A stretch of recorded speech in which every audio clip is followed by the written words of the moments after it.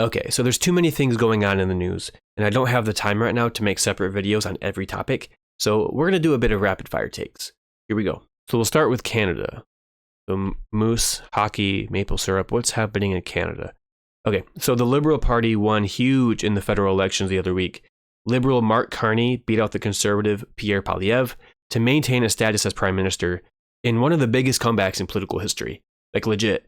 Just last year, the Conservative Party had a 25-point lead in the averages of polling. The Liberal Party was dead in the water, and then Donald Trump got elected in the US, and soon after, he started his barrage of threats to Canada, threatening to make them the 51st state, and nearly started a trade war with them.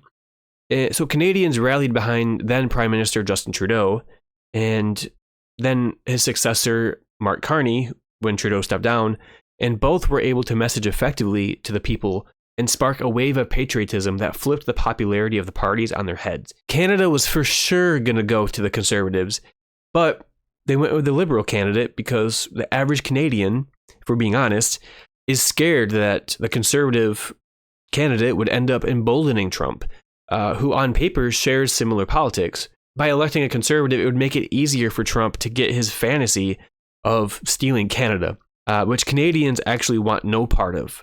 You know, they have their problems to be sure, but Canada has universal health care. Canada has tons of fancy things that the United States does not have, and they're a happier country. So thank you, Donald Trump, for your contribution to the Liberal Party's huge win in Canada. Next is furries. So it brings me no joy to acknowledge this, but lawmakers in Texas are focusing and spending much of their precious political energy and time on the Furries Act, which tries to ban public schools from installing litter boxes in their classrooms. I'm not kidding. That's what they're spending their time and energy on instead of passing universal health care or passing gun reform to save their children from massacres like that happened in Uvalde, Texas. Instead of addressing the outrageous health care and housing costs in the state, they have decided to focus on banning litter boxes, which don't even exist. Their Republican lawmakers have been questioned. Can you name a single school in Texas that have installed litter boxes? And guess what? No one could say a single school in Texas that had one. So it's just a waste of taxpayer money. It's a waste of time and energy. It would be funny, right?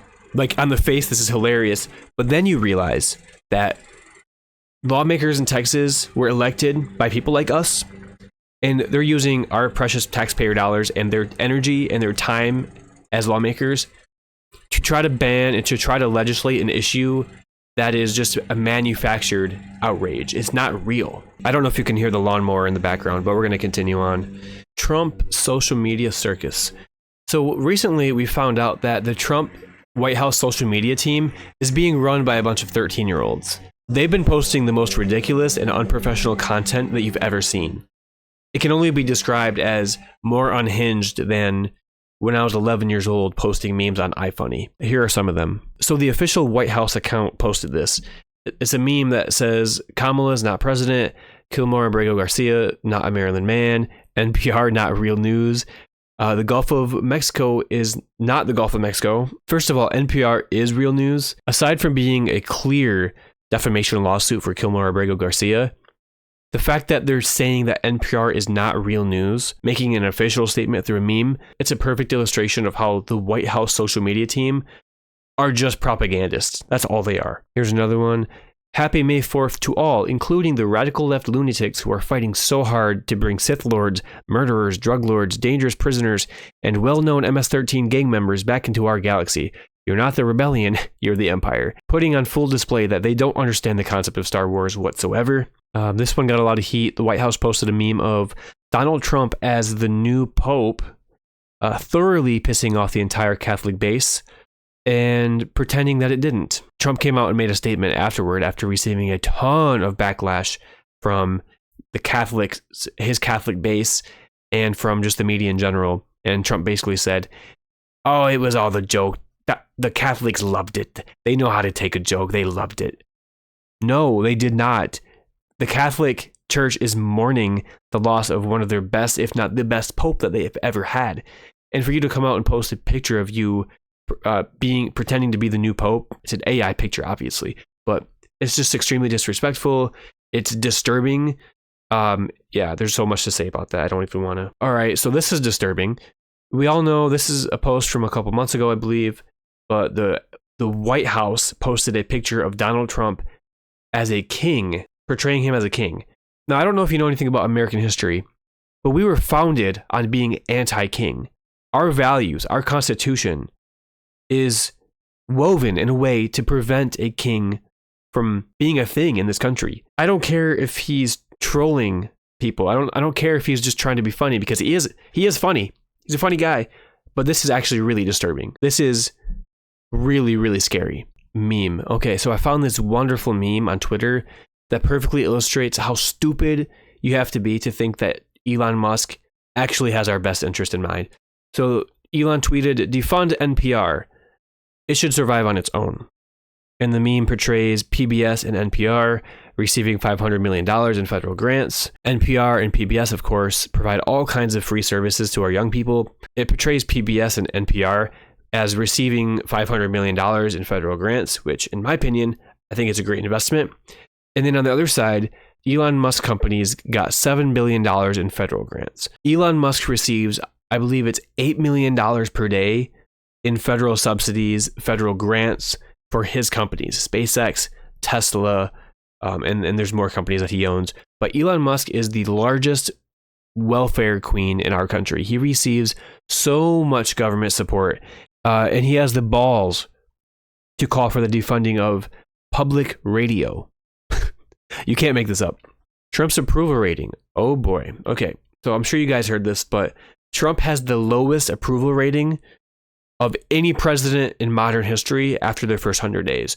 No president has had worse polling numbers at this point in their presidency, 100 days in. Either of Bush's terms, either of Obama's terms, Biden, Clinton, they've all had better approval ratings than what Donald Trump has right now. Yeah, this is no surprise, but I think he broke his own record. So after he got elected the first time, 100 days in, I think he broke the record back then of having the worst approval rating 100 days in, and he just broke his own record. And it really just goes to show that one of the greatest con men in history pulled off another fast one on the American public. So many people who voted for Trump are just pissed off at the threats to Medicare, Medicaid, the warmongering. It goes on and on. How disappointed Trump supporters are.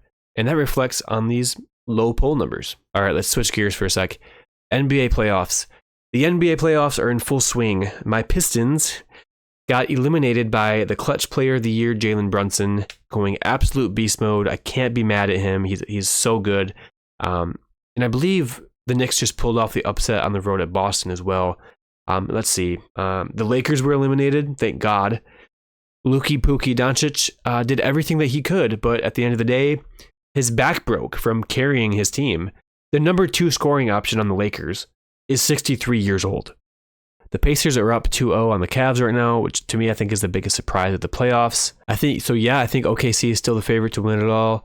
I'm kind of rooting for the Nuggets though. Marvel is back. Is Marvel back? Okay, so the past few years of Marvel movies, as we all know, they have been inconsistent to say the least.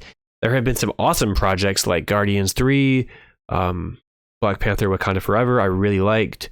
Loki was a good show. And then there have been some absolute abominations like She-Hulk, Secret Invasion, The Marvels, and a few others. I just can't trust Marvel right now. Like Captain America 4 was mid. Thunderbolts was pretty good. If Fantastic Four and Avengers Doomsday next year delivers, then we can say Marvel is back. But for now, let's just cool our jets and just wait. Met Gala down bad. Okay, so the Met Gala just happened. If you're unfamiliar, it's one of the world's most prestigious fashion events. Well, in reality, it's just a contest for celebrities and rich people to see who can wear the most outrageous outfit under the guise of fashion. So I want to look at some of the key moments and outfits from this event. Janelle Monáe. Okay, this is just weird. Jeremy O'Harris. I actually like that outfit. That's pretty sick. Zendaya. Andre 3000, one of my musical goats, with a piano strapped to his back. I've never seen that before. Jenna Ortega, okay. She looks like she's about to audition for the Tin Man in the next Wizard of Oz movie. And really kudos to her for trying to expand her acting range. Doja Cat looks like a 90s Disney villain. All right, let's move on because I'm literally losing brain cells talking about this. Speaking of losing brain cells, Senator John Fetterman is brain dead. Not literally, but it's kind of funny, but it's also really tragic because John Fetterman, as you know, a senator from Pennsylvania, had a stroke a while back, a major one. And after the stroke, he has been a completely different person. His former and current staffers, his own family, they're saying he's unrecognizable. He's not the same person that he once was. He's had a hard shift to the right politically after being a progressive in his campaign. I was watching the Habituation Room with Francesca Fiorentini, and she went in depth on the whole article. I'll put the link to her video in my video description. Go check out that whole video because she goes into great detail. So the New York Magazine did a huge piece on John Fetterman, basically talking about how his health is in decline and he's essentially not fit to be in office. So in the article, I won't get into it too much. Go check out Francesca's video. John Fetterman had a chief of staff who resigned, is no longer his chief of staff. He came out and said, we do not know if John is taking his meds, and his behavior is frequently suggesting that he is not. His former chief of staff said, we often see the kind of warning signs that we discussed in the hospital. Conspiratorial thinking, megalomania. For example, he claims to be the most knowledgeable source on Israel and Gaza, but his sources are just what he reads in the news.